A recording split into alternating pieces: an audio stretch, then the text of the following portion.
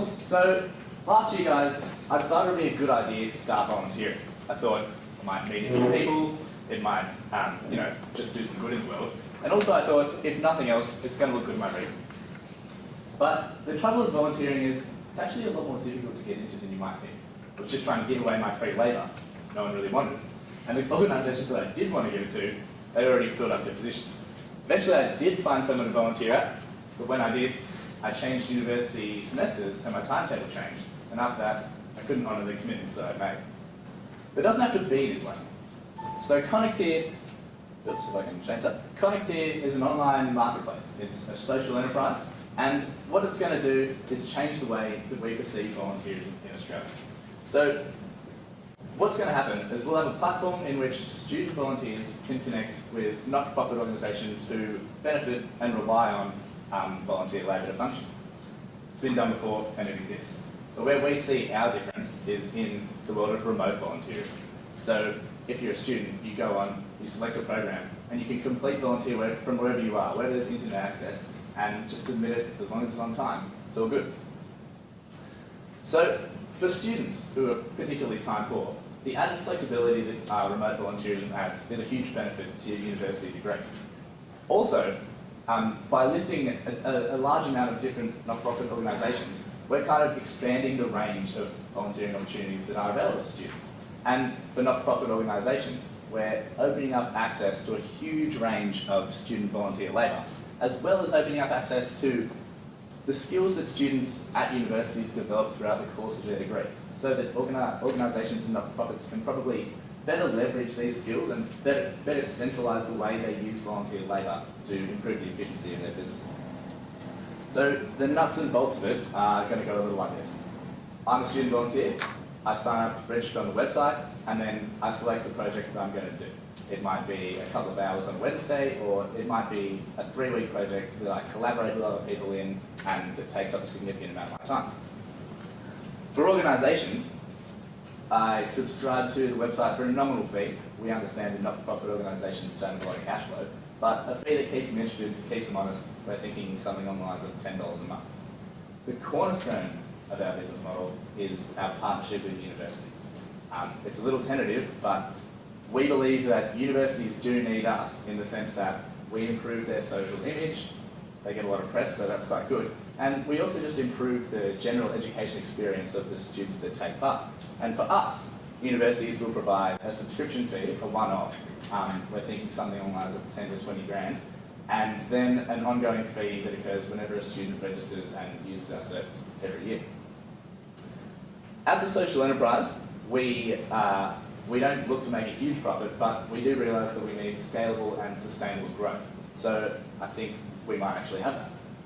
According to government statistics, 30% of young people and students do volunteer at the moment, but according to primary research that we've done ourselves, it's more like 60%. Everyone we've spoken to was fairly keen to get involved, which means, from what I can tell, that there's 30% of students who want to volunteer, but currently don't volunteer. So if we can tap into that market, it's about 1 million students Australia-wide and about 600,000 not-for-profit organisations. We can achieve some scalable growth that will eventually render our business self-sustainable, which is good. And on the financial side of things, obviously, as I said, social enterprise, so we don't aim to make a huge profit, but we do aim to be self-sustainable. JJ and I are socially aware, and we're not looking to extract a huge remuneration from the business. It's a project that we complete over a number of years. Maybe a little salary would come into our expenses, but nothing huge. And after that, we look to hire some staff to keep the business going once it's steady, once it's on its feet, and progress it as it grows. We do expect to need some investment up front. According to my numbers, we need about $150,000, which will go into website development, it'll go into initial office space, and it'll go into the labour and the time that we're putting in, as well as a few other costs. But once we start getting some cash flows in about 2 years' time, we expect to become completely self-sustainable. We expect this money to come from grants maybe and from debt financing, as obviously we can't offer a return on equity. But if there are any philanthropists out there, we'll take whatever you can give us. What we can offer, guys, is an opportunity to revolutionise the way that volunteerism is perceived in Australia. We want to change the way that people volunteer. We want to make it possible for any student anywhere to volunteer with the organisation that they want to volunteer with. We want to make it possible for any student anywhere to access volunteerism wherever they are, no matter what time commitments they might have. And we also want to make it possible for not-for-profit organisations to better use the volunteer labour that they do have. And if we do that, then we might go a little way to just making the world a better place. I think it's fascinating. It's a really unusual concept. And you've shown us the size of the market from a volunteer point of view.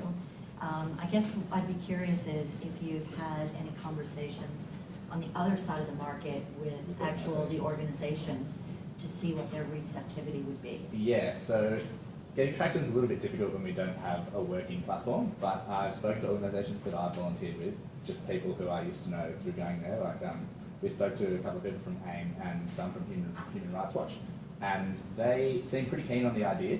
Obviously we don't have any commitments because we don't have a platform for them to ascribe to, but they seem interested because obviously finding labour for them goes through this university, but as they expand throughout Australia, AIM has some huge number of offices.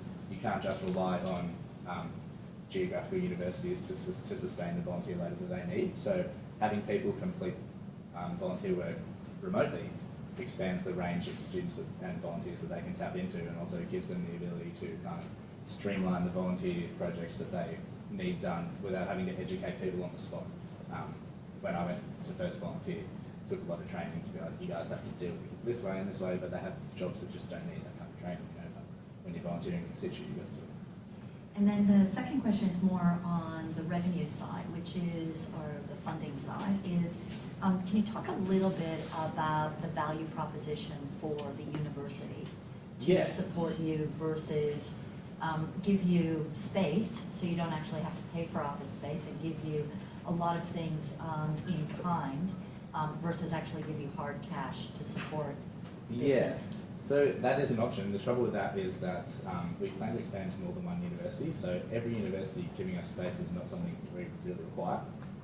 So that's why we thought just an ongoing fee, you pay for our business. We won't integrate with your systems, but we'll let you use our systems and we'll let your students come in through our platform.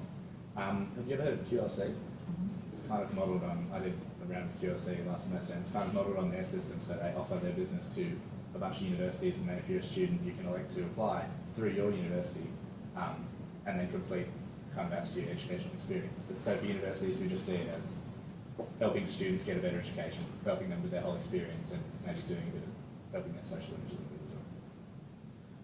Okay, I'd love to hear about what you're doing, but I'd just like to hear a little bit more about why the university would basically open its purse and give you $10,000. Yeah. So what's the benefit are they going to get? It's a good question. As I said, it's mostly centred around the fact that I think the universities like this one are constantly looking for ways to evolve the student experience, and I think building up a social kind of portfolio of students, things that students do in terms of volunteerism is not only good for their brand image, but also just good for attracting more students. More students means more money. And really for a university like this one, and for a lot of others, I don't think that what we would be asking for is anything exorbitant compared to some of the other things like QLC, which I know is a lot more than that, but they already pay. So as far as the university's expense department is concerned, you're a marketing expense? Yeah, we're a marketing expense. We're also an educational tool, just like any sort of web resources, like access to all the databases, just another thing that helps students get a decent education experience. Right. And there's one other question I have as well. I understand there's a lot of volunteering which requires people to be present on the spot. As you mentioned, there's a lot of training required for that. How much volunteering is going to be for remote volunteering where there's no training? Yeah, that's what I was kind of touched on when I was talking about leveraging student skills. So there are a lot of things that you do need to be there for when you're volunteering. Like I was helping Indigenous kids through AIM, and you can't really just do that through a computer. But a lot of back-of-house things that organisations do, they need to employ people for already, like sorting out their accounts, and there's some sensitive information in their accounts, but even easier things like content marketing, blogging, social media presences. These are things that any student can pretty much do, or especially students who have a background in marketing or have a background in journalism or anything like that. You can really add something from the skills that you possess through university, and if you're paying for it as a not-for-profit, you don't need to be when you can access someone behind a computer who's sitting in Castle Library 10 p.m. after doing something. And how's the sort of validation process around it? So have you guys spoken to universities directly so far? We've spoken to a few people from this university only, more in a kind of how we see that our business model fitting into the existing systems. Yeah. So initially our plan was to kind of integrate our systems much more than I've proposed here with university systems. I thought it would be a good way to keep students accountable if they were to register through using their university credentials, but it seems like it's a pretty expensive and pretty time-consuming way of incorporating your business into university systems. So if we could do something like QLC, where we have an existing registration process and students become aware of it through the university and are channeled into it through the university, would require less CRM back of house kind of situation. So the target market effectively is students at the moment. Yeah. Are you guys looking to expand that later on? Well, we thought about that, but we thought as a beachhead market we go for students and use universities as a way to get into them, and that way we know that the students probably have skills to offer, and we know that from our market research that there's a lot of interest from tertiary education students in remote volunteerism. Obviously there would be young professionals and staff or other people who would also, I assume, like to get into volunteering, but I don't think as many because they don't have as much time. And when you're working a full-time job, you don't need it on your resume because you've already got experience. So you want to be a good person, but not that much. Great. Thanks, guys.